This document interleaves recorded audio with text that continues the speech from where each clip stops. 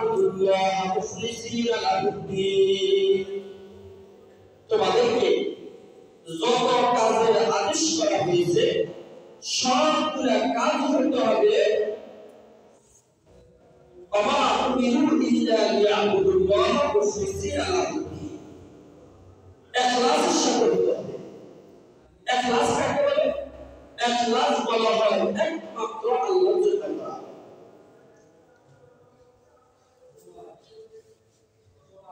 লিল্লাহি দীনুল খালিস, একমাত্র ইবাদত কার জন্য করা?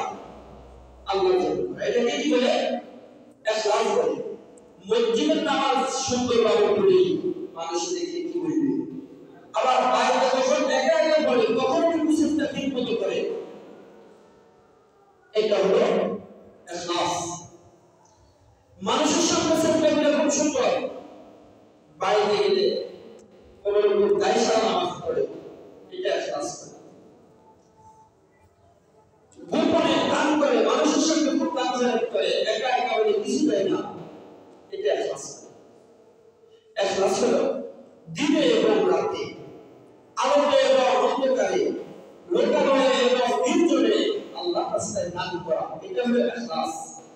মানুষ দেখতে দান করে, আশপাশ দেখে, কেউ দেখে না দেখতে দান, তাহলে এটা ইখলাস। এই ইবাদতের কোনো লাভ নেই।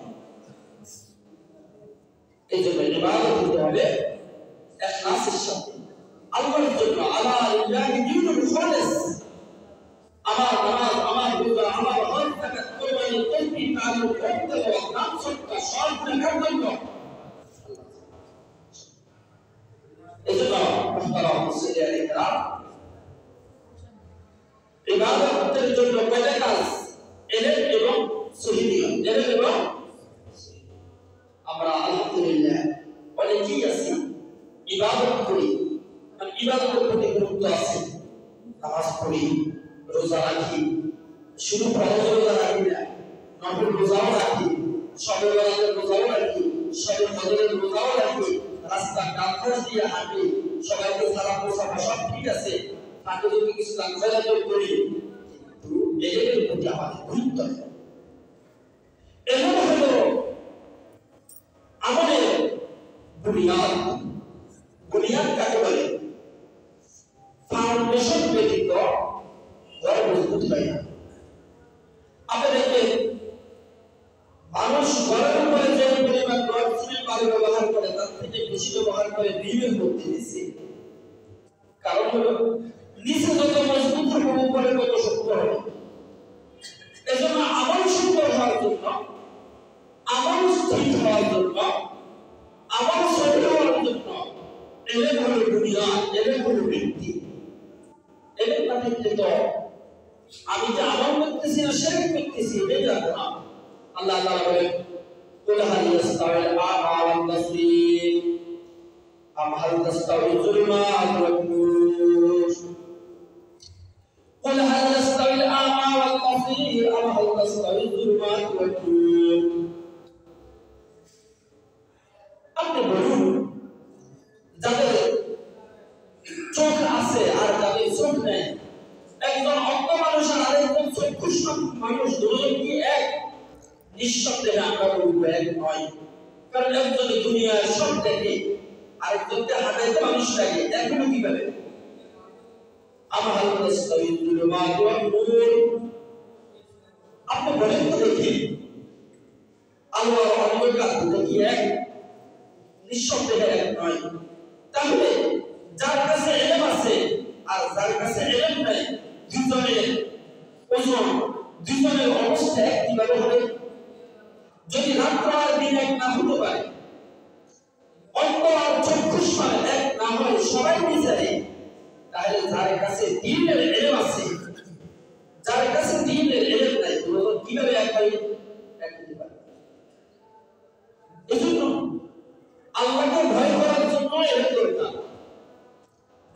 এটা আজকে আমরা উদাসীনের মতো চলি, আল্লাহর কোনো ভয় আমাদের ভিতরে নাই। মূল কারণ হলো জাহেল, মূল কারণ হলো ইলম নাই।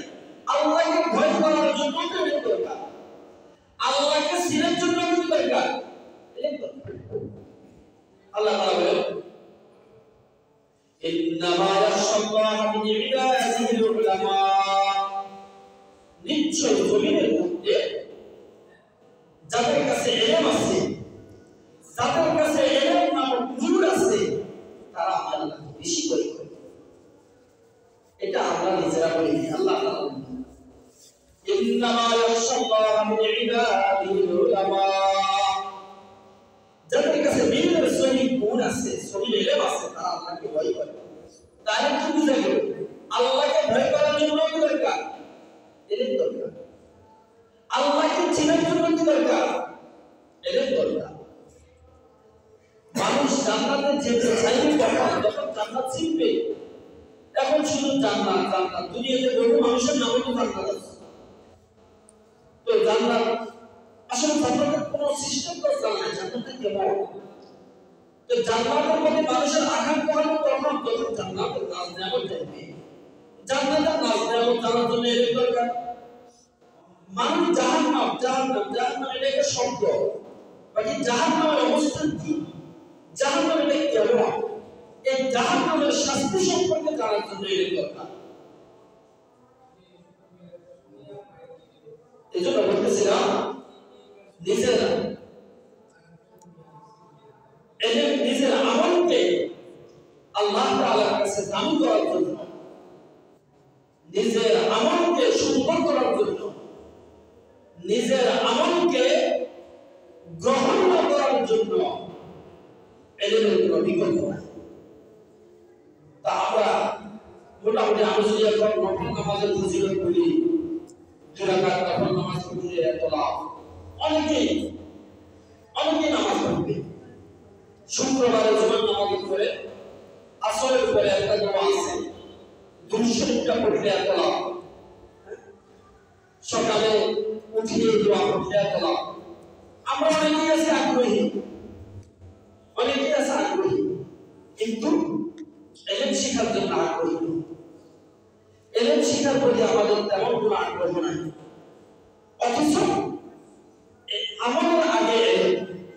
কারণ ইলম না থাকলে তো আমল হয় না, ইলম না থাকলে আমল হয় না। আমল হলেও মন মতো হয়, তরিকা মতো। এই জন্য ইলম অত্যন্ত জরুরি। দেখেন ইলমের গুরুত্ব কত বেশি। রাসূলুল্লাহ সাল্লাল্লাহু আলাইহি ওয়াসাল্লাম বলেন, মাজলিসু ফিকহিন খায়রুম মিন ইবাদাতি 60 সানা। ইলমের বসে